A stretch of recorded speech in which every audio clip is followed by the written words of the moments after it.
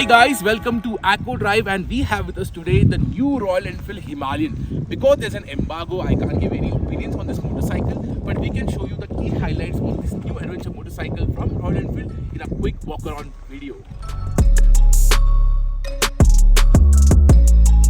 Let's start with the styling of the motorcycle. It looks very different to the OG Himalayan, but you can see some of the design influence of the OG Himalayan, like the circular headlight. The fuel tank shape is very different, but it still gets a split seat. Again, they are much wider. The tail section is much more compact compared to the Himalayan, and even the center panel is very tight. The other interesting visual element is that the brake light is integrated into the indicators, something similar to the BMW S1000 RR. The exhaust muffler design is all new and is very slim, so as to reduce the width of the bike. The new Himalayan will be offered in the following color options. Also, in terms of the features, the new Royal Enfield Himalayan gets all LED lighting, which is a first for the Himalayan.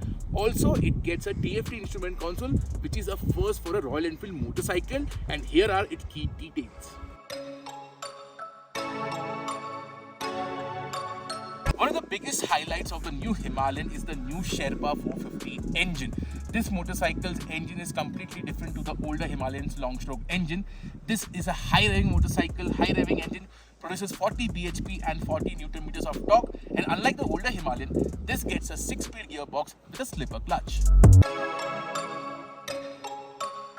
Apart from the engine, the other department which has seen a massive improvement is in the underpinnings. The new Himalayan gets an all-new frame, and it is suspended on an upside-down fork, which is a first for a Himalayan. Also, the front disc brake is larger and is a 320mm disc. The tire is also wider. Now moving back, you will see the rear wheel is again much wider than the older Himalayan, and you get a longer travel monoshock suspension. So in terms of underpinnings, they have made massive improvements. And here are the other interesting details of the new Himalayan.